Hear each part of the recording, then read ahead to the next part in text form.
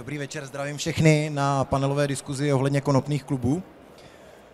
Vítám tady dnešní hosty, kterými jsou, začnu hostem z Německa. Je to Václav Červený, ředitel Deutsches Cannabis Institut. Guten Tag. Hello. Pak je to Robert Veverka, předseda legalizace zapsaný spolek. Dobrý den. A pak je to inženýr Michal Otýpka, spoluzakladatel Asociace konopných klubů. Ahoj. A Martin Podešva je předseda Asociace konopných klubů. Pardon. Děkuji.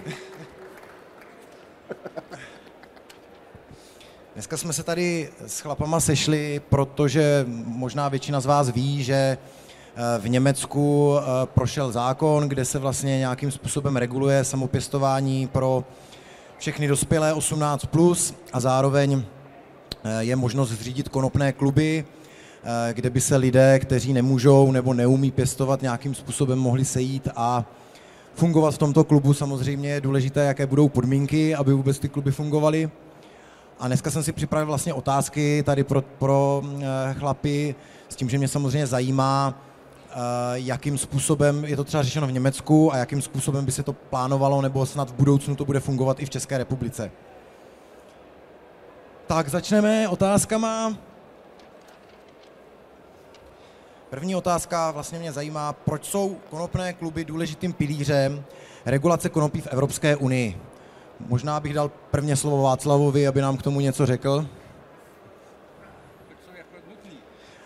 Ano, proč jsou konopné kluby vlastně nutnou součástí té regulace konopí? Ne. Nejseš slyšet. Máme technický problém, neslyšíme. Ne, Můžu? já jo. Tak můžeš dát. Tak no, kluby jsou nutné, protože je hodně lidí, kteří by konopí mohli použít, nejenom rekreační, i medicínský, a neví, jak to použít, a v klubu se to lidi noví můžou naučit, aby to taky jako nevyužívali, jo, negativně. A to je ta hlavní věc, když to veme. Děkuji. Teď bych poprosil Roberta, jestli by se k té stejné otázce vlastně mohl vyjádřit, jak on vidí konopný kluby jako součást legislativy v Evropské unii. Tak, aby to bylo součástí legislativy Evropské unie, nejdřív nezbytný tu legislativu připravit a prosadit na území Evropské unie. To myslím si, že je jako velmi klíčový.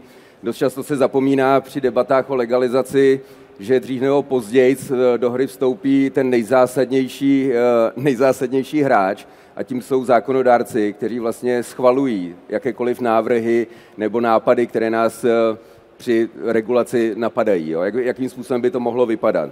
Co nám chybí, a vidíme to, že každá země Evropské unie si dělá trochu svoji vlastní politiku, ono to deklarovala už i OSN, ať si každý stát vytvoří svoji vlastní národní legislativu, tak, aby nebyla v rozporu s nějakými národními zájmy a nasedala na nějakou kulturu nebo historii té dané země. Pravdou je, že pro odpůrce jakýkoliv regulací je častým argumentem právě odkaz na legislativu Evropské unie, potažmo na jednotnou úmluvu OSN, to znamená nějakou globální úmluvu, která vlastně zapovídá nakládání neoprávněný s nějakými kytkami. Jedná se konkrétně vedle konopí o mak a koku. A je prostě nezbytné tu legislativu připravit a v tom legislativním rámci se pohybovat. To, že každá země trošku si jde svojí vlastní cestou, jak vidíme u Německa, které je naším teďka vlastně velkým vzorem, a ideální by bylo, když už nic jiného, tak překlopit tu jejich legislativu.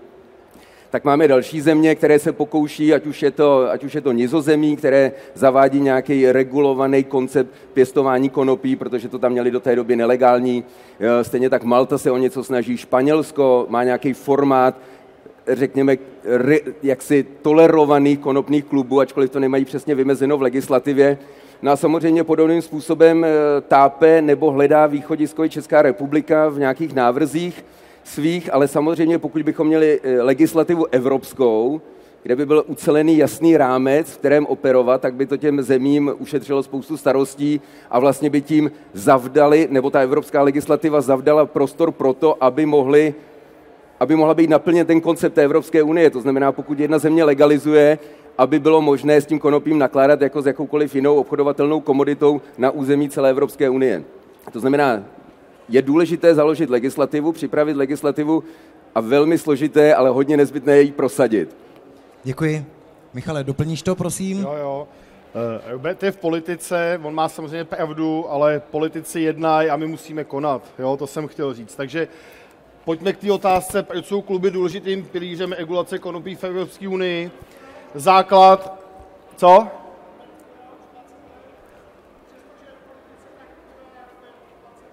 Já ho blbě slyším, ale pak dáme mikrofon, jo?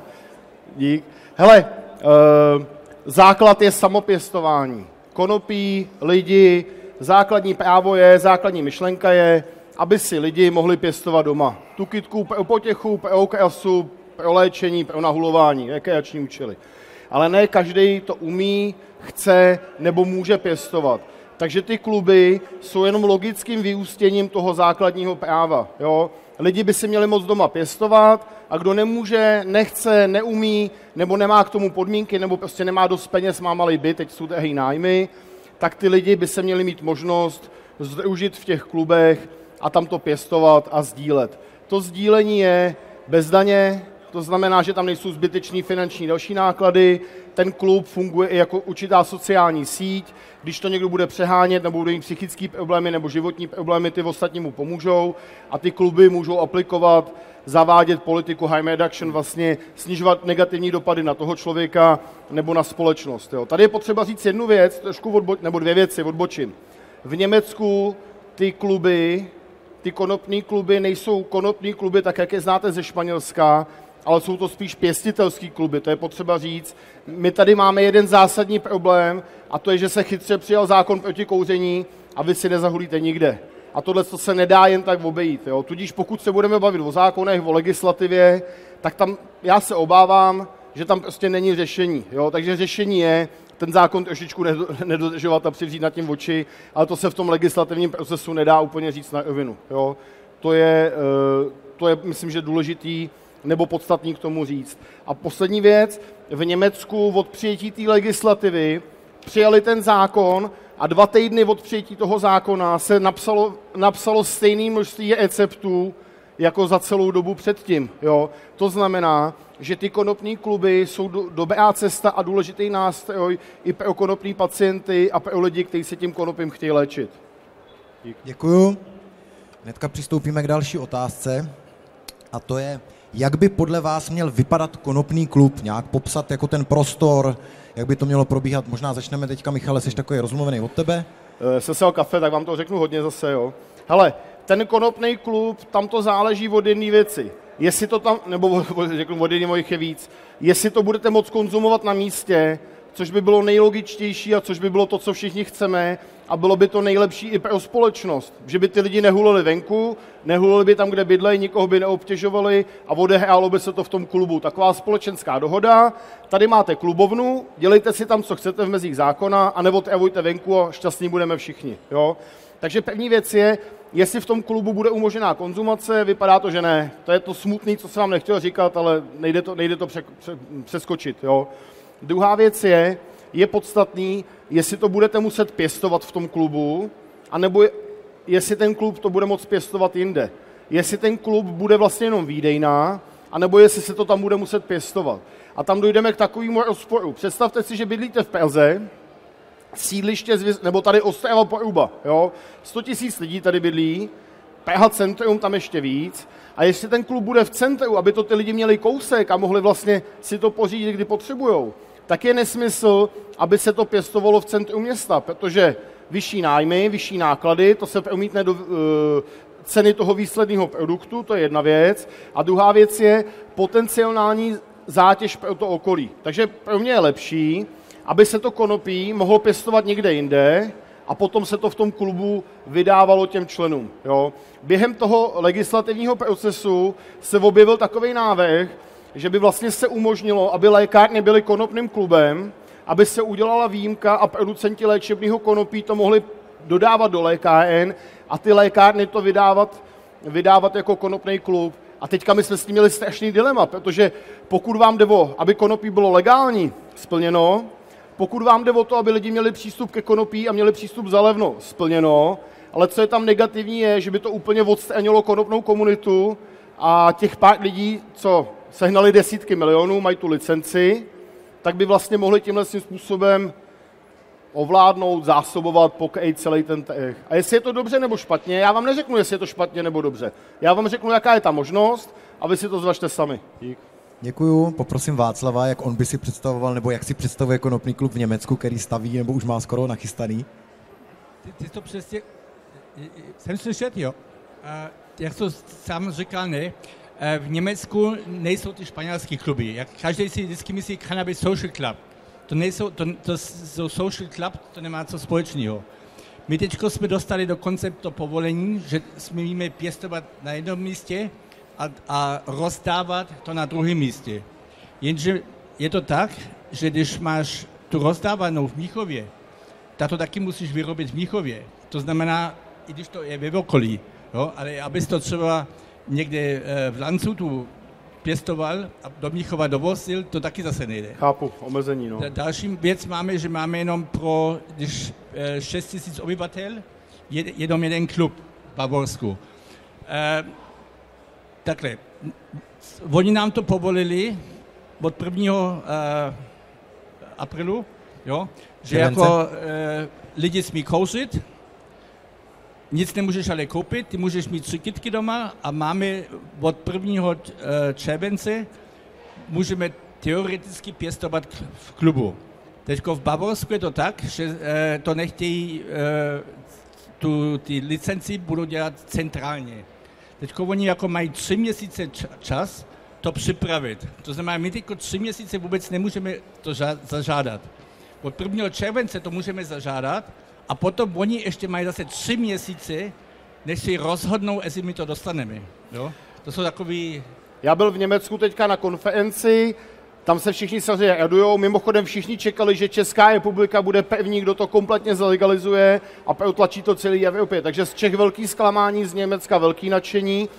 Tam je stejný problém, jako já nevím, jste tady byli na té minulý přednášce, tam je podobný problém politický. Udělá se zákon a chybějí prováděcí vyhlášky. Takže tam jsou všichni v nervu, co se teda bude dělat, jak se to bude vyplňovat. Takhle to tam podávali na té konferenci, že vlastně od 1. července bude moct klub požádat o to povolení, ale nikdo neví, jakou formou, jak to bude probíhat a jsou na to 3 měsíce a možná to dostanou nebo uvidíme. No. Další věc, že ten klub musí být registrovaný u soudu už, jo, jako klub, ale ty musíš mít v tom, jak se to bude, ta Satzung. Po žádost? Ne ta žádost. Když ten klub, ty musíš, jako v Německu musíš být 7 lidí, který můžou... Václavi, tady máme k tomu další otázku. Vydrž, dostaneme se k tomu další otázce, k tomu počtu a k té právní struktuře toho klubu. Děkuju. Poprosím Roberta, jak by si on vlastně představoval konopný klub, ať už teda v České republice nebo kdekoliv jinde, jak by měl vypadat. Děkuju. Michal to řekl, tady konopný klub má v podstatě nahrazovat neschopnost někoho využít práva si pěstovat pro vlastní potřebu. Je to víceméně takzvané jako delegované pěstování, to znamená, vy přenesete to právo na někoho jiného, kdo je vázán většími regulativy, aby pro vás to konopí pěstoval. Nebo ideálně ho můžete pěstovat všichni dohromady, ale pravděpodobně, když bude mít klub 500 členů, bude velmi obtížný, aby si tam každý chodil obstarávat svý kytičky, takže se to nechá na pár lidech, kteří to konopí pěstují pro ty všechny ostatní a to konopí jim vydávají.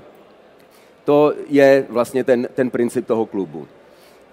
Jak by takový klub měl vypadat? No tak ten návrh, který vlastně byl předložen teďka pětikoalici a jak tady mi Michal ukázal vlastně 2 hodiny nazpět, Česká televize vydala nějakou reportáž, kde mluví o tom, že se pětikoalice nedokáže shodnout na regulaci konopných klubů, že vlastně souhlasí s nějakým formátem samopěstování, ale má problém s tím konopným klubem. Tam je obecně ty represivní složky nebo konzervativní politici vnímají to slučování těch lidí jako formát nějaké organizované činnosti. Oni to s ohledem, jakou má konopí konotaci negativní a kriminální, tak to samozřejmě vnímají jako organizovaný zločin. A moc se jim to nepoznává, protože se bojí toho, že prostě nebude nad tím kontrola. Ta kontrola je ovšem nějakým způsobem zakotvená v tom návrhu. Počítá se s tím, že se vlastně každý člen toho klubu registruje u státní agentury, to je organizace nebo agentura, která by měla vzniknout a měla by vlastně sbírat ty údaje a kontrolovat, je-li ta legislativa naplňovaná správně. Zatím si to vzal jako do vínku úřad vlády, že by to zastal, tuto činnost, než ta agentura skutečně vznikne. Ale já se musím vrátit k tomu, že pokud nebude politická shoda, tak nic nevznikne. Ten ideál by byl, registrují se členové, podobně jako ve Španělsku, a odebírají si konopí. Počítá se s takovým množstvím, jako je vlastně legálně možnost získat na měsíc konopí léčebné, to znamená ze 180 gramy pro každého člena, s tím, že vlastně ten systém, do kterého oni se registrují, je to nějaký jako software, tak ten počítá nebo je schopen kontrolovat množství toho vydaného konopí a držet tu hladinu, ten limit, s tím, že výhoda toho klubu je, že se potkávají ti lidé, mohou diskutovat o tom konopí. Nejedná se samozřejmě jenom o to samotné užívání, protože spousta lidí využívá to konopí za jiným účelem, než ho konzumovat kouřením. Jo? Je prostě spousta jiných forem, jakým způsobem se to konopí dá využívat. A ten klub by měl v rámci toho, že se jmenuje společenský, by měl vlastně nabídnout to zázemí těm členům, aby oni konzumovali bezpečně, aby byli schopni se dostat třeba k odrůdám, které by je nenapadlo, protože ten klub bude moct pěstovat poměrně širokou paletu těch jednotlivých odrůd. Ideál pro mě by byl samozřejmě, aby tam byla nějaká forma kontroly nad tím, jakým způsobem ty lidé užívají, aby tam byl nějaký odborný dozor nebo dohled pro lidi, které se dostanou do nějakého, řekněme, rizika nebo mají nějaké jiné problémy. To znamená, to je to naplňování toho principu toho harm reduction. A samozřejmě je otázka toho, kde ten klub bere to konopí. Za určitých okolností z mého pohledu je velmi náročné to konopí pěstovat sám pro takový velký počet členů. Samozřejmě pěstuje-li se někde jinde, než kde je ta výdejna, tak jsou tam rizika spojená s tím transportem. A když se podíváte na to, kolik konopí už je k dispozici v zemích, které nějakým způsobem konopí regulovaly, tak se samozřejmě nabízí otázka, zdali by nebyl schopen, nebo nebylo by ideálně, aby ten klub byl schopen to konopí získat i nákupem od někud odinut už hotového konopí, protože přesně nastane ten systém podobný, legalizuje se nebo reguluje, začne platit ten zákon, ale bude trvat několik měsíců, než bude moct každý ten dospělý člověk uplatnit to právo, to konopí získat. Jo? A to konopí je volně k dostání v jiných zemích a samozřejmě pro mě představa ideální je, že klub je schopen získat konopí i nákupem a samozřejmě pro mě ideál by byl, kdyby ty kluby byly schopni i mezi sebou nějakým způsobem kooperovat, aby si mohli vyměňovat informace, nebo když se nepovede třeba úroda, si představte, že jste členem klubu a nepovede se tam úroda a vlastně všichni ty lidi, kteří mají to právo to konopí získat, jsou znova odkázáni na ten černý trh.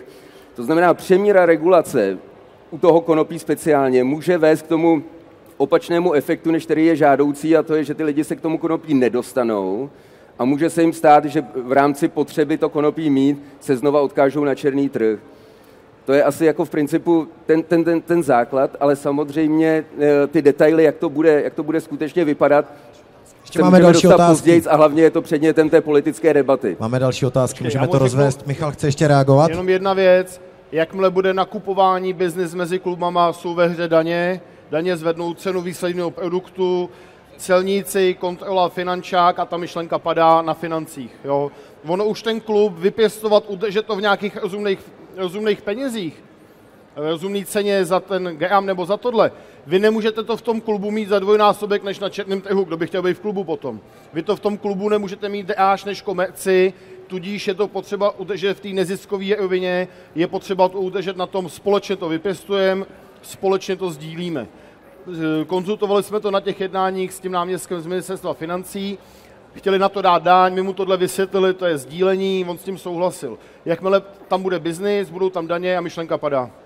V Německu taky nejde tak. Máme tady pak další otázku ještě, která se taky týká té daně, tak to pak můžeme rozvést. Budeme pokračovat dál. Další otázka je, kolik lidí se musí spojit, aby mohli založit klub, ale je to a vlastně i ta otázka, kterou už teďka nastínil trošičku Václav, vlastně ta právní struktura, to, kolik těch lidí reálně na začátku musí být, aby vůbec nějaký klub mohli založit. A zeptám se vlastně prvně Václava, jak je to v Německu v tuhle chvíli podle jejich legislativy. A právě, ty musíš mít ten protokol, ne, když uděláš klub. Jo? A tam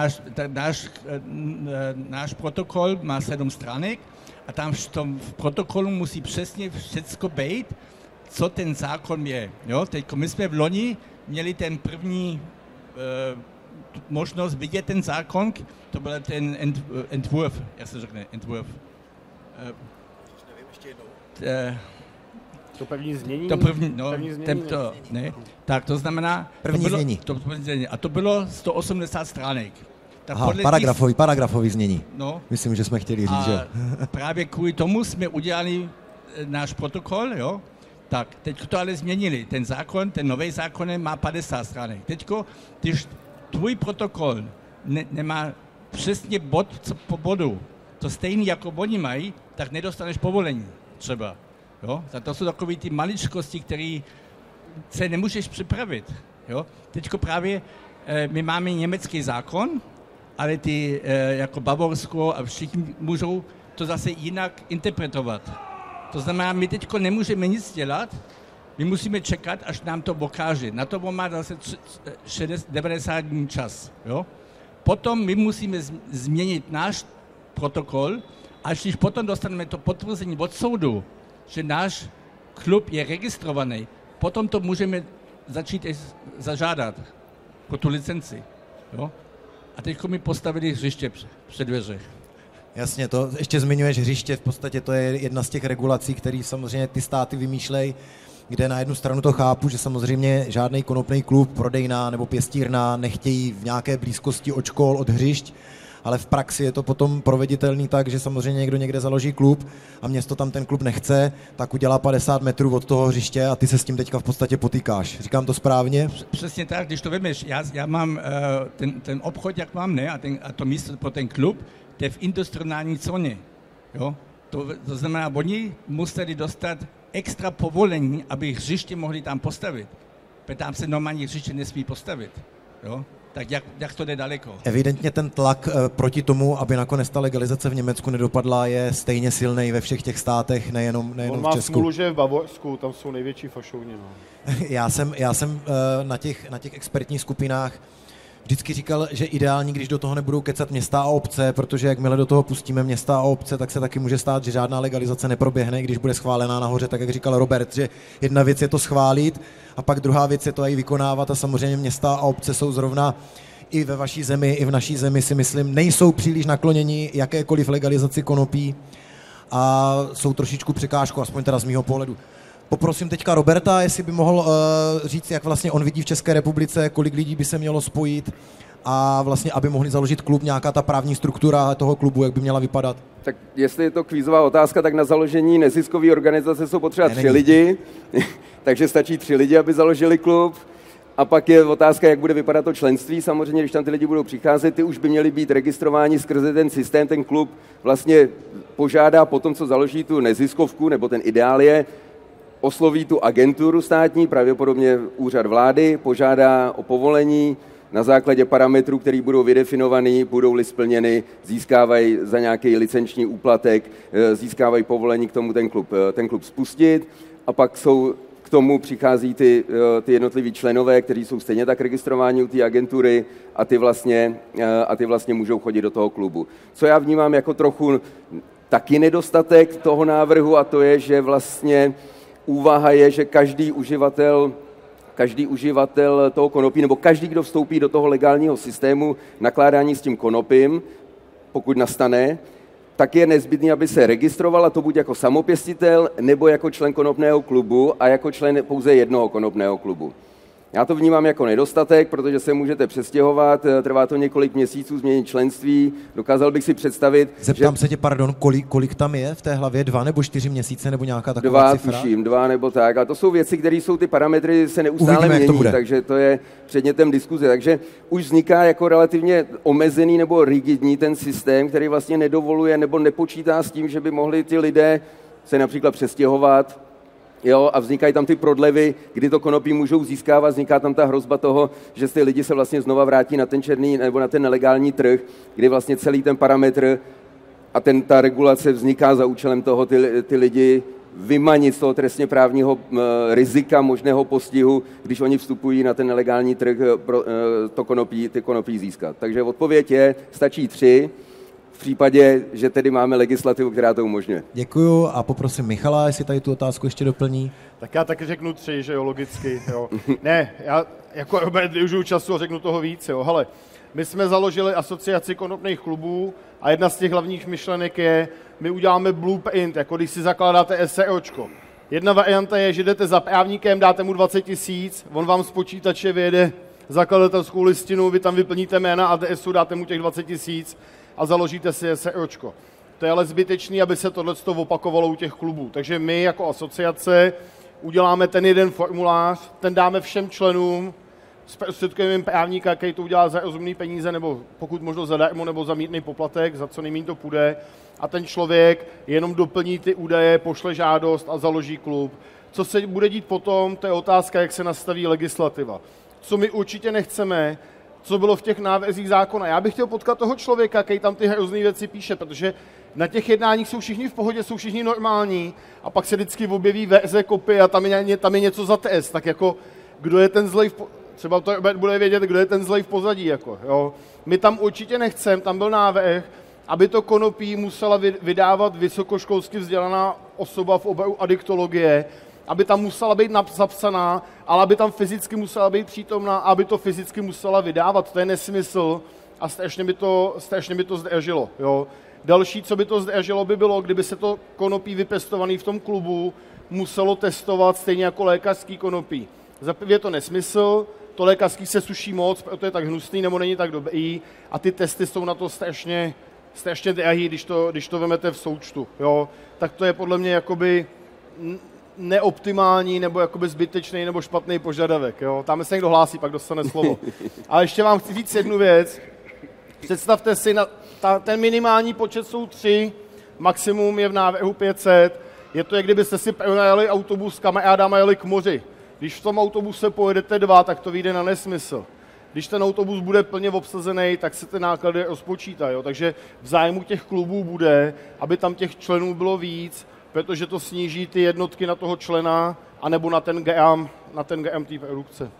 Já vám děkuji, posunu se k další otázce a dostáváme se vlastně k tomu, pro koho je konopný klub a co těm členům v podstatě nějakým způsobem přinese. Já si myslím, že už jako spoustu těch věcí v těch odpovědích tady padlo a jestli to chcete nějakým způsobem doplnit, v podstatě, co je ta motivace těch členů sdružit se v tom konopném klubu. Václav se chystá odpovídat, budu rád. Tak my jsme zjistili jednu věc, že 50% těch lidí, kteří už jsou u nás registrovaní, už platí taky peníze, jsou pacienti. Pacienti, kteří to teď brali přes lékárnu a je to stálo tak 500 měsíčně, řekneme, jo, euro. 21,50 stojí v lékárně, nebo 20 euro, kolik to stojí teďka? Pode tak 15 až tak, ne? A my to vlastně potom těch 50 gramů tím lidem dáme za 150 euro měsíčně. To znamená za 3 gramy, jo? A to je ta možnost, že holt potom si ušetří peníze, jo? A ten černý trh, když vemeš špatná kvalita v Německu 10 euro a dobrá kvalita až 20, jo? A když to budeš dělat v tom klubu, jak jsem říkal, budeme mít třeba 10 různých druhů, jo? Uděláme test, aby jsme věděli, kolik je tam THC, CBD, CBG, všechno, aby ty lidi přesně věděli, co berou. Jo? Jako u vína, taky víš, jestli to má 10% nebo 20%. Jo? A to je ta velká výhoda. Děkuju. Poprosím Michala, jestli by teďka doplnil. Já tam vidím několik takových jako výhod. Jedna věc je ten sociální rozměr, kámoši prostě. Děláte něco, co vás baví a děláte to s lidma, který baví stejná věc. A jedno, jestli chodíte hrát fotbal prostě, nebo máte sportovní klub, anebo máte konopný klub. Prostě jste na jednom místě s lidma, který baví stejná věc jako vy a vy si s nima máte o čem povídat. To je podle mě strašně důležitý. Jo. Druhá věc je to výběr odrůd. Jako pokud jste v nouzi nebo prostě někde ve špatné zemi v Singapuru, tak cokoliv najdete na zemi, tak je vlastně jako dobrý.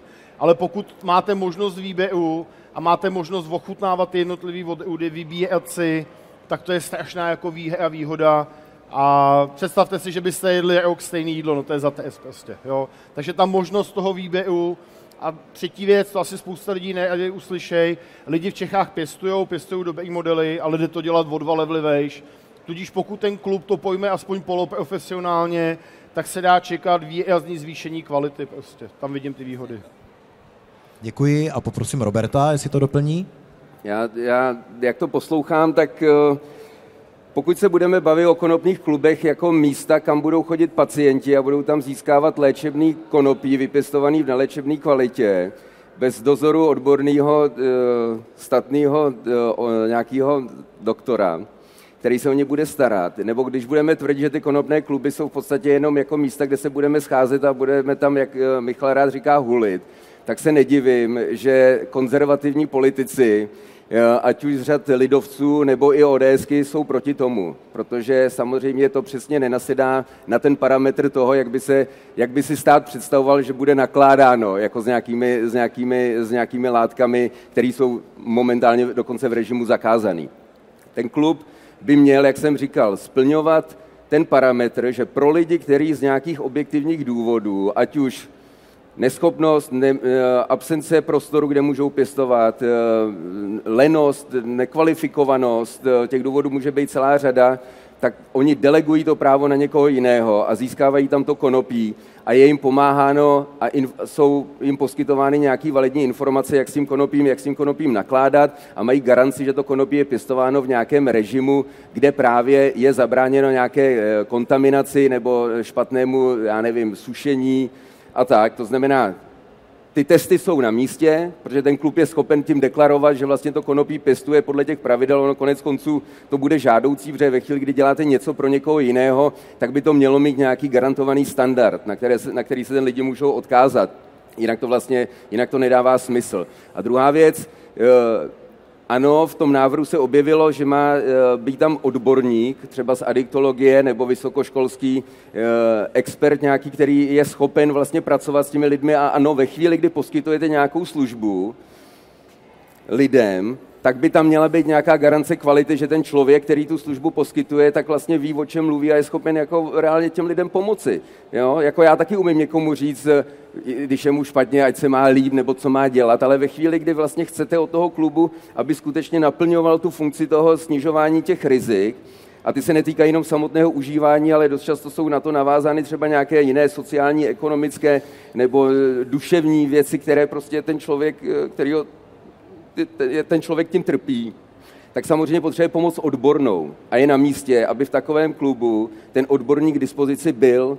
Jo, kamarádi jsou samozřejmě dobrý, ale ten přesah sociální, ten společenský, ten vychází právě z toho, že vy v tom svém vlastním klubu najdete i odbornou kvalifikovanou pomoc, pokud budete mít potřebu nějakou pomoc nebo budete o tu pomoc žádat. Roberte, můžu se jenom zeptat, spočítal jsi někdy, nakolik takovýhle odborník ten konopný klub vyjde? Zvlášť po tom, co tady padly informace, že ten klub bude muset třeba žádat o licenci a bude muset v tu chvíli, kdy žádá o licenci, už mít zaměstnanýho tohodle odborníka. Já jsem samozřejmě se koukal, kolik takovýhle odborník stojí a zrovna na trhu jich tolik není, abych každý klub v podstatě, když dneska máme nějakých 27 lidí, nebo 27 zakladatelů budoucích klubů, pokud to tady jednou teda projde samozřejmě, tak jak jsi říkal. To je strašně velký náklad. My si dokážeme představit, že třeba je pro vícero klubů nějaký jeden externí a ty kluby se třeba opět na toho člověka skládají. Ale ve chvíli, kdy v tom zákoně bude regulace, že každý klub musí mít součástí jednoho člena takovýhodle odborníka a ještě ho samozřejmě zaplatit, když tam bude chtít dělat zadarmo, bude to super, ale nemyslím si, že je tady na trhu tolik odborníků, kteří chtějí vlastně jako pracovat v konopném klubu a řešit, kdo jak moc hulí a tak dále a ještě to dělat zadarmo. Jo. Souhlasím s tím, ale samozřejmě by bylo potřeba aspoň za mě k tomu doplnit i tu druhou věc, že to je nějaký náklad a chtělo by to jako promyslet, jestli třeba by nestačil jeden takový odborník třeba pro 2000 lidí, to znamená, že 4 kluby by se složily na ten plat, už zase by to konopí nebylo jako tak drahý a mohlo konkurovat tomu černému trhu. Tak já nepočítám s tím, jako že samozřejmě nedává smysl, aby jako vysokoškolský vzdělaný člověk, expert na nějakou problematiku tam seděl a vydával konopí. To je samozřejmě nesmysl. Ale na to, aby ten klub měl kontakt na někoho, kdo je schopen ambulantně pomoct těm lidem, kdo tam jednou týdně na 2 hodiny přijde a pomůže jim, někdo, kdo je napojený na to, ať už je to právník, ať už je to sociální pracovník, ať už je to lékař, ať už je to jako kdokoliv další, tak to si nemyslím, že musí být nezbytně jako náklad plnohodnotný odměny. A samozřejmě takový člověk jako může obcházet více klubů nebo záleží na regionu, kde to samozřejmě je k dispozici. V Praze asi jednodušší, tam vznikne klubů víc a na menších městech nebo někde v regionech ano, stačí ten kontakt jako na toho člověka, aby tam byl k dispozici, aby bylo zřejmé, že tam někdo nad tím bdí a je schopen zaručit, že služby, které jsou tam poskytovány, tak mají nějakou odbornou kvalifikaci. Děkuji. Michale, chceš to doplnit? Já jenom jednu věc uvíc na pravou míru k tomu, co jsi říkal s tím doktorem, s tím lékařem a s těma pacientama. Tady je potřeba chápat odlišnost České republiky oproti Německu. V Německu dostanete předpis, ale vy si to kupujete. Konopí od státu zaplacený, tam má úplně promile lidí. V Čechách je to jinak. V Čechách, když dostanete konopí, tak vám stát dá 30 gramů, jestli se nepletu, a zaplatí vám 90% nákladů. Jo? Tudíž v tom Německu vám to předepíše doktor, já to tam mám taky předepsaný, a pak jdu do lékárny a koupím si gram, já jsem platil 21,50, což je brutál prostě. Jako, jo? Tudíž v tom Německu, podobně jako v Izraeli, předepíše doktor a ten člověk buď si to veme z lékárny, nebo by si to vzal z toho klubu a tu léčbu by s ním konzultoval a dohlížel na ní ten ošetřující lékař. V Čechách je to jinak. V Čechách, když už vám to ten doktor předepíše, tak to i dostanete z lékárny. To je jako rozdíl, nevím, jestli to všichni vědí, proto to říkám. Jo. Pak druhá věc je, já se přiznám, ale to není v osobní rovině, to je v takový tý politicko-debatní. Já jsem měl za Roberta chodidla v pěsti na těch jednáních, jakoby. Jo, že on to myslí, on je hodný člověk, on to myslí dobře, ale prostě pokud tam řekne, že by tam měl být vysokoškolsky vzdělaný člověk, který to bude vydávat, tak půlku těch klubů by to zabilo. Pokud je to v rovině, že bude jeden člověk pro 30 klubů a ten to jako zastřeší a my mu zavoláme, když bude fakt problém, tak je to vlastně v pohodě, je to, jak to chceme my a jde to finančně zvládnout a je to logický požadavek a podáme si ruku a souhlasíme. Jo. To samé je s tím testováním. Představte si, že máte pěstírnu léčebného konopí a v jedné šarži vypěstujete 30, 40, 50 kilo. Řekněme, já bych řekl 100, ať se to dobře počítá, já vím, že to je míň. A ty testy na tu jednu šarži vás budou stát 100 000, jo? Takže vlastně pokud vypěstujete 100 kilo a ty testy vás stojí 100 000, tak vás ty testy vyjdou 1 korunu na gram. To se dá zaplatit a je to v pohodě. Ale pokud v tom klubu vypěstujete 1 kilo a bude vás to stát otestovat 100 000, tak ten příspěvek je 100 korun na 1 gram a nikdo si to od vás neveme. Kolik to je?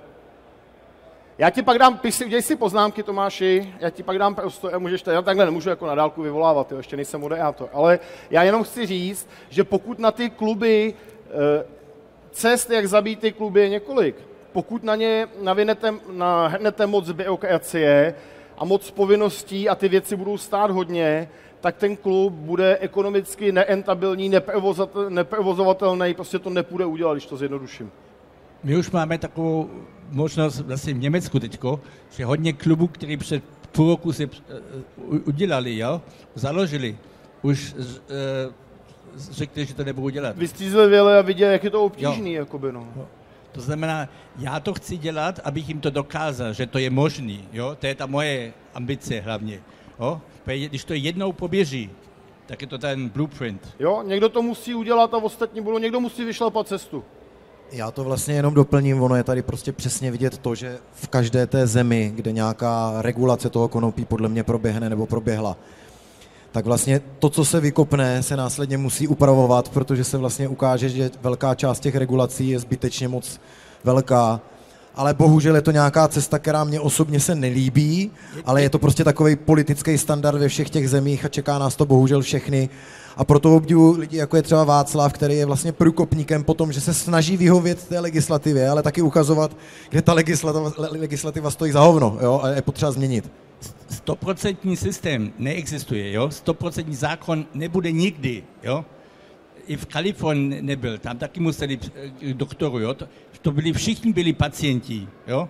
A tak to je v Německu taky. To znamená, když u mě jsou teď 50% pacientů, ty jsou pacienti, aby byli jistí, jo? Buď jsi pacient, nebo tě zavřou, jo? Tak jsou radši pacienti teďko.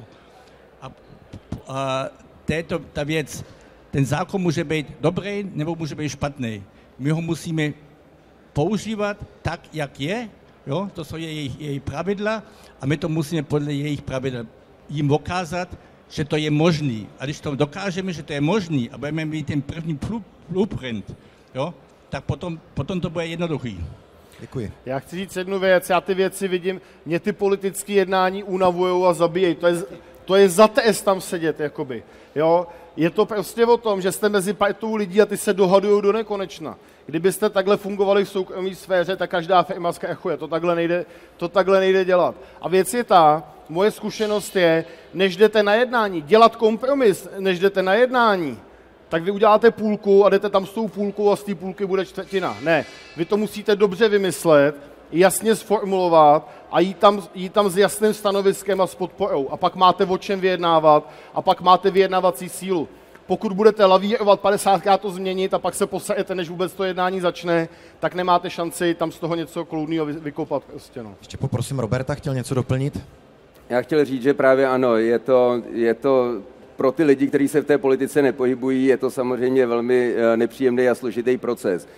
Diskuzí, kterých jsme se účastnili, nebyly ani diskuze o vyjednávání, bylo to diskuze o tom, jak si kdo myslí a představuje, že by mohla vypadat nějaká regulace smysluplná, racionální a efektivní toho konopí a jeho nakládání s ním, speciálně pro osobní potřebu.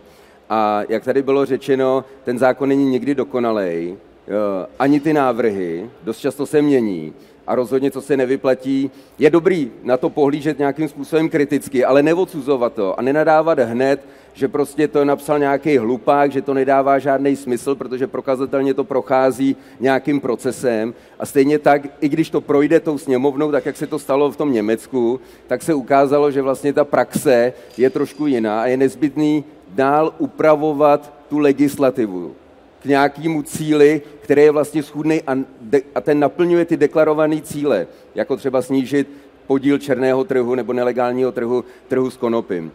Co je nezbytný, je připravit aspoň nějaký rámec té legislativy a začít skutečně ten legislativní proces, to znamená dostat to do poslanecké sněmovny a hledat tam to podporu mezi těmi politiky, kteří za to zvednou ruku. A ve chvíli, kdy vlastně taková věc projde, i když nedokonalá, protože vždycky to bude kompromis, když do toho vstupuje víc lidí, to jde udělat, když má člověk svoji firmu a jestli tam jediný jednatel, tak všechny postaví do řady a řekne takhle to bude a ty lidi to plnějí. Nebo v armádě to takhle taky funguje. Ale v politice ne. Tam je potřeba vyjednávání a je to umění možného. To znamená, je potřeba přistoupit na to, na čem existuje shoda a tak, když projde nějaký návrh, tak se pak dá o to odvíjet další na to nastupující změny nebo potřeby, které vlastně vyžaduje ta realita každodenní těch uživatelů nebo ty potřeby, které z toho vyplynou. A já chci být jenom obezřetnej, že prostě není dobrý úplně nezbytně kritizovat ty, kteří se o to snaží. Možná to dokonalé nebude, ale rozhodně to bude víc než současný stav, který je naprosto tristní. Je nulová tolerance, je v podstatě neuvěřitelně drakonicky trestáno jakýkoliv neoprávněný nakládání s konopím. Žijeme v zemi, kde ač máme veletrhy tohoto typu a kde to vypadá, že je drogová jako liberální politika, tak v podstatě máme vůči konopí nulovou toleranci. A víceméně každý, kdo nakládá s nějakým malým neoprávněně množstvím konopí, s vyšším obsahem THC než 1%, tak je postižitelný a je trestnatelný, ať už v rovině přestupku, zabavení věci, nebo v případě nějakého většího množství, může proti němu být zahájeno trestní stíhání. Nakonec některý jsme to tady zažili.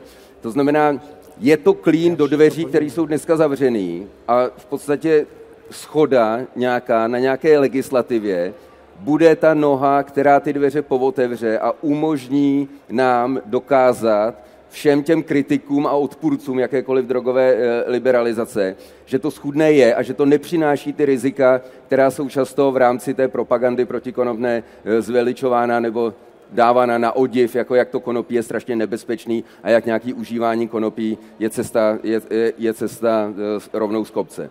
To znamená, musíme postupovat opatrně a ano, je nezbytné vést ty diskuze politické a ty předchozí, které tomu předcházejí a vstupovat do toho kriticky, ale není možný to rovnou odsuzovat, aniž by to bylo hotové. To jsme nikdy neudělali, jenom taková věc, já to vidím. Ty lidi jednají tak dlouho, až ztratí duši a zapomenou, kde začali jednat. Jo? A v ten okamžik, lidi se pak přihlaší, já tam taky slovo, jo? Hele, ty lidi jednají tak dlouho, až zapomenou, kde začali a vlastně jednali. Jakoby. A věc je ta, že to není, že by byla naše, že by jsme kritizovali všechny a všechno. Ne, je návrh zákona a ten je super. A pak je další jednání a objeví se tam něco a jsou tam 1, 2, 3 úplně dementní věci. Jo? Když se budeme bavit konkrétně, v tom posledním návrhu, co jsme dostali, se objevila pasáž, která by mohla znamenat zákaz prodeje konopných semen v Čechách. A já říkám, ty vole, kdo to je tam, já to tady mám, já říkám, kdo to tam napsal, proč je to tam napsaný. Druhá věc je registrace. Já všem chodím po těch jednáních, chodil jsem všem vysvětloval, proč je nezbytný se registrovat. Já jsem tomu začal sám věřit. Pak se objeví další verze zákona a to je bez té registrace, tak si říkám, to si ze mě dělají srandu, co těm lidem budu povídat. A pak se objeví další verze zákona a tam je registrace u vašeho obvodního doktora. Co by to znamenalo? Vy tam půjdete, řeknete, že užíváte konopí, on vám to napíše do lékařské karty, nedostanete zbroják, je riziko, že přijdete o řidičák a pak ho nedostanete a pokud máte děti, tak se těšte na setkání s OSPODem. Takže já to vidím, přečtu to a říkám, kámo, tohle je špatně. To je špatně, to tam nemá být a ptám se, kdo to tam napsal, proč? A nemám odpověď, tak se zeptám znova, že jo, logicky, no. Je to skupina lidí, která na tom pracuje a samozřejmě každý do toho vnáší nějaký parametry a jak sám říkáš, čteš nějaký návrh zákona, potom vypadá to jinak. Pojďme víc z toho, o návrhu zákona, o kterém diskutuje vláda, která teda na něm nenachází shodu v rovině té regulace těch konopných klubů. Ale musí dojít nějakého konzolidovaného znění paragrafového, který bude ochotný vlastně pustit do té sněmovny k tomu projednávání. A tento návrh zákona, na kterém bude panovat ta shoda, je samozřejmě žádoucí, aby byl veřejně k dispozici a vedla se o něm diskuze. Víc diskuze o dílčích věcech, jednou někdo něco řekne a za týden je to jinak.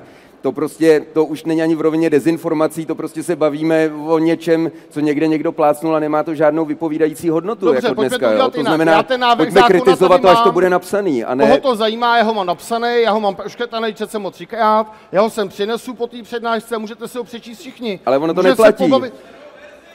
Je to starý, to je stará super, verze, děkuji, která že neplatí. jste to řekli, ale pak je ta věc, že ty jsi nám měl poslat tu novou verzi a my jsme ji nedostali, takže pokud jsme na těch jednáních a máme to, já teda takový blbý, jako jo, já si myslím, že se posuneme další otázce a necháme si tady tohle nakonec, jo? Ať si vyříkáme některé věci. Když jsem u toho jednání, tak to řeknu na tom jednání a diskutuju to s těma lidma za těma zavřenýma dveřma.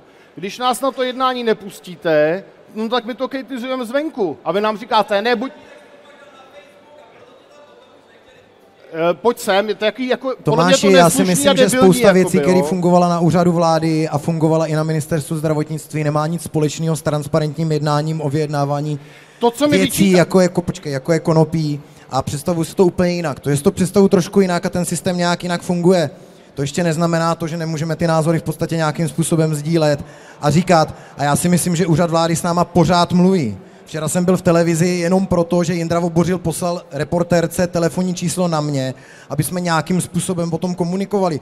Že já si myslím, že stále je tady nějaký aspoň část těch lidí vnímá v podstatě to, že konopní kluby tady jsou a že my zastupujeme 80 lidí, kteří nějakým způsobem ty konopní kluby v budoucnu tady chtějí otevřít, pokud dopadne ta legislativa, tak jak správně Robert tady v podstatě říká. A posunul bych to někam dál, protože samozřejmě... Já ještě řeknu Michale, stop, posunem to dál. Já to jenom řeknu, jsem mám mikrofon. Hele, věc je to, co vy mi vyčítáte. Já jsem z těch jednání nic nevynes. Na začátku se řeklo, chceme otevřený transparentní jednání. Co jsem udělal je, že jsem z těch jednáních napsal zápis, jak u soudu, co kdo řekl, a ty zápisy jsem dával na Facebook, protože jsem myslel, že to je otevřený a transparentní jednání. Já jsem jenom doslovně napsal, co kdo řekl, já tam psali, co jsem řekl já. Po 3 těch, když ty úředníci státní ze sebe dělali debily a bylo vidět, co kdo tam navrhuje, tak z toho byl problém. Jindra Vobořil mě poprosil, ať to nedělám. Já jsem ty věci stáhnul a řekl jsem, že to tam dávat nebudu a už se to tam nedával. To není, že bych vynesl tajné informace. Řeklo se transparentně, já to napsal a zveřejnil jsem to, protože to byla transparence. Jednoduchý. No je potřeba si taky uvědomit, že ti politici, kteří tam sedí a ti úředníci, kteří tam sedí, pro mě ti politici jsou lidi, kteří se tam vyměňují. Bohužel největší žaby na prameni jsou podle mě někteří lidi na úřednických místech, kteří nějakým způsobem minimálně blokují to, aby to nešlo tak rychle, když to řeknu zjednodušeně. A v praxi to jsou všechno lidi, kteří tam jsou v podstatě z daní nás všech. A za mě ta transparence, která dneska neexistuje, by prostě se měla změnit. A myslím, že mám právo, anebo máme právo na to tohle říkat, i když je to absolutně třeba nestandardní a spousta lidí to nechápe a nechce to chápat. A pak je teda ještě jedna věc. Robert chce reagovat. Já mu to řeknu. Hele, věc je ta, že nemůže to být, že s Lukášem si řeknou, že jsou největší aktivisti a že nás nepustíte na jednání a my máme být sticha, ať to vyřešíte za nás. Jako promiň, takhle to na světě není. Mně v jeden okamžik došlo, že jediný, kdo tam mluví 100% za konopí a za huliče, jsme my, jo, a vám to začalo vadit a proto se nás tam nechtěli mít. Já, abych byl fér, já si myslím, že Robert tam hodně hájil to samopěstování a ty svobody těch samopěstitelů stejně jako my. Jasně, jako já, ano. Já řeším poměrně dlouho svobody a práva dospělých lidí, aby mohli nakládat s konopím. Myslím, že to není nic tajného nebo neznámého. K těmhletěm diskuzím o tom, kdo, co, jak, kde, ten holej fakt, že na úřadu vlády je schopen ten úřad vlády sezvat všechny rezorty, aby si tam sedli, a tam jsou úředníci, dost často za ty ministerstva a dost často na každém jednání někdo jiný, že vůbec ty lidi se sejdou a jsou ochotní vést tu debatu už ne jako jestli to budeme dělat, ale jakým způsobem to budeme dělat. Jo? To je neuvěřitelný jako posun politický. To v podstatě jako čelíme jako věci, která se tady zatím neodehrála v takovéhle rovině. A samozřejmě udělat z toho zápis a napsat jako jméno úředníka, který tam sedí za ministerstvo, protože ho tam někdo poslal, protože zrovna měl volno, tak je takový dost nešťastný, protože ty lidi jsou nucený to dělat. A třeba je to ani úplně nezajímá a rozhodně není výhodný a strategický takovýhle věci jako pouštět ven. Ne, to je veřejná kontrola, to je v našem zájmu. Pokud ten úředník lže nebo mluví nesmysly, to je státní zaměstnanec placený z veřejných peněz. To by naopak mělo být takhle všude. Transparentní vláda, veřejný jednání, ať lidi vidějí, co tam ty lidi říkají. To mně přijde úplně férový a normální. No ale to si nepochopil, že prostě vůbec sehnat ty lidi dohromady, aby se vedla ta diskuze napříč tím odborným a úřednickým spektrem, byla jako velmi náročná a v podstatě to hodně těch lidí, speciálně těch konzervativních, odradilo v tom pokračovat a vlastně to nějakým způsobem nabourávalo tu debatu. A jestli jako vyautoval se z toho sám z těch diskuzí, jo? Jako jestli máš pocit, že já jsem zařídil, aby ty si tam nechodil, tak je to dost ujetý a přidáváš mi neuvěřitelnou sílu, kterou nemám. Já zveřejnil 3 zápisy, pak mi Jinda poprosil, jak to nezveřejňuju, a na ty jednání jsme chodili dalšího půl roku, takže nás nikdo z jednání nevyhodil. Tak tě nikdo nevyhodil. Pojďme dál, jestli tam máš nějaké otázky, máme 2 minuty. Jelikož nás tlačí čas, tak v podstatě se nedostaneme na všechny otázky. Já bych se chtěl dostat té poslední, protože si myslím, že ta je důležitá. Že myslím, že se shodneme aspoň na jedné jediné věci tady, když už nic na ničem jinému. Chceme svobodu všem 18+, aby si mohli v budoucnu v České republice samopěstovat konopí a případně se mohli sdružit v klubech. A ptám se vlastně na to, jak může obyčejný občan pomoci v tom procesu té legalizace konopí v Česku, jestli se má sdružovat, někde vidět, psát poslancům, senátorům. Prostě mě vlastně za ty 2 roky, co vylítla ta pirátská studie tady, tak já furt nevidím ten obrovský jako tu vlnu a mluvím s těma lidma a ty lidi vlastně frflou podobně, jako možná frfleme někdy i my na ty regulace a na politiky a že vymýšlí nějaký registrace a další věci. Ale co tihle lidi by mohli udělat, aby nějakým, a platí to samozřejmě i pro Německo, aby vlastně ty politici nám naslouchali, aby v podstatě nějakým způsobem, ani ne politici naslouchali, ale aby se to pohnulo dopředu a vzalo to, řeknu, dalších 10 let budeme řešit, teď se nastaví tohle, pak se nastaví tohle. Co ten člověk může udělat dneska? Otázka na mě? Může začít ty, Robert. Klidně, no samozřejmě vyrobit společenskou poptávku po té věci. Ty politici reagují na to, co se v té společnosti děje, a pokud necítějí z té veřejnosti, že si to přeje, aby se to stalo, a není slyšet dostatečně hlas napříč politickým spektrem, nebo jako voličským spektrem, nebo věkovým, vzdělanostním, pokud vlastně lidi ze všech jako koutů, jo, ze všech demografických skupin prostě neprojeví zájem a nedá najevo nahlas, že si přeje od svých zákonodárců, volených pravděpodobně, možná někteří skončili v opozici, ale i tak, že si přeje tu změnu, tak samozřejmě se nic nestane. Typicky je to u těch konzervativních politiků KDU, který mají pocit, že jejich voliči o to zájem nemají. A co já vnímám jako důležité, ano, my máme tamhle v magazínu Legalizace desatero konopného aktivisty, kde si můžete přečíst, co všechno se dá dělat. A samozřejmě v této fázi, kdy o tom rozhodují ty koaliční strany, je nezbytný a potřebný těm lidem psát, komunikovat s nima. Berte e-maily prostě poslanců svých, který jste volili, nebo který vládnou i nevládnou, a tlačte je do toho, aby s tím něco udělali. Žádejte od nich stanoviska, jejich postoje stranický, jakým způsobem k tomu přistupují, dávejte to do médií. Samozřejmě se sdružujte, bylo by ideální, já jsem plánoval udělat demonstraci za legalizaci, kterou dělám od roku 2007, letos bohužel mi do toho vstoupila nehoda, takže jsem nucený prostě na operaci, takže se nestane, bohužel, to je jako první tady deklaruju, že vlastně nebude, 11. května se nestane demonstrace za legalizaci konopí, protože budu v nemocnici nebo po operačním někde stavu. Přesto si myslím, že v rámci nějakého onlineu, to znamená vzít e-maily, psát těm lidem, bombardovat je s tou potřebou, nastavit nějaký jiný parametry, než jsou dneska prohibiční, tak to já vnímám jako důležitý úkol, důležitý úkol, který čeká nás všechny. Pardon, Roberte, Martin říkal, že 15 minut můžeme nastavit. Říkal, že jsme o 15 minut později začínali, což je... Je říkal půl hodiny, no. Říkal Martin. Jo? Do čtvrt, 7 minut. Poprosím bojujme o naše práva, neopustme tuhleto místnost, dokud to tady nedořešíme.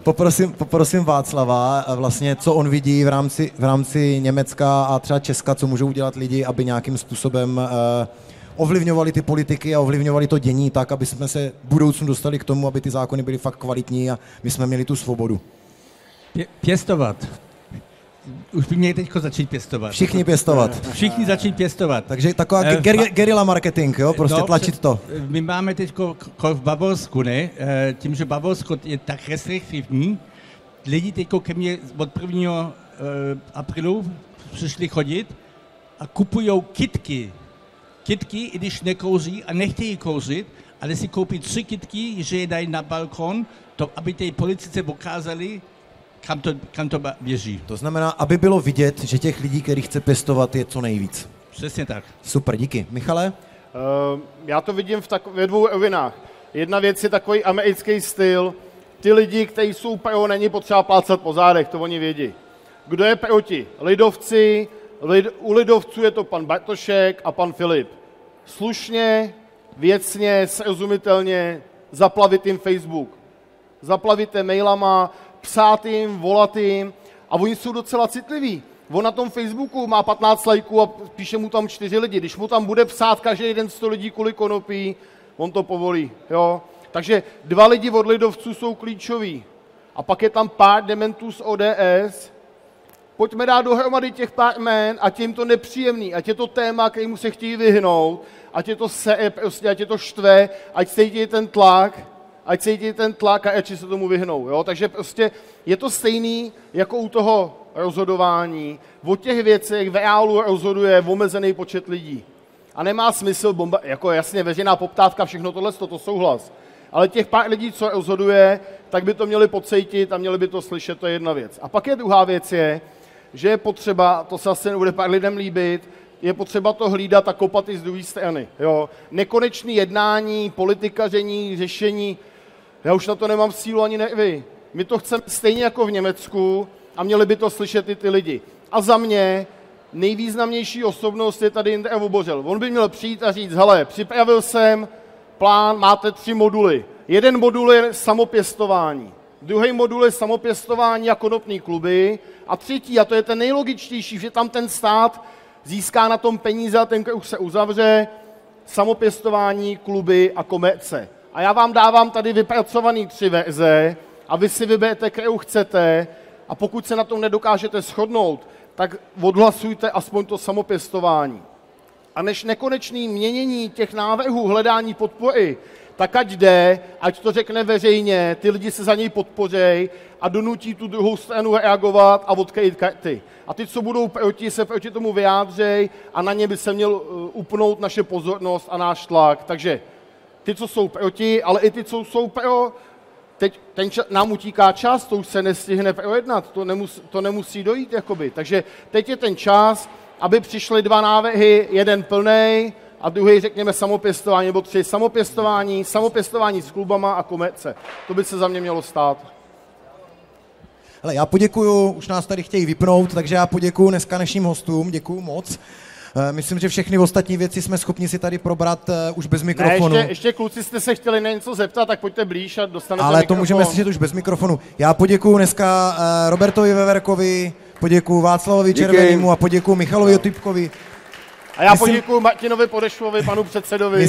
Myslím si, že to není, i když to tady tak vypadá, hele, jsme všichni v té konopné komunitě, byť nemáme všichni stejný zájmy, tak já pořád apeluju na to, ať si vzájemně neokopáváme kotníky, ale ať v podstatě táhneme za jeden pro vás a co nejdřív prostě něco aspoň v té České republice změníme po vzoru Německa. Děkuju všem.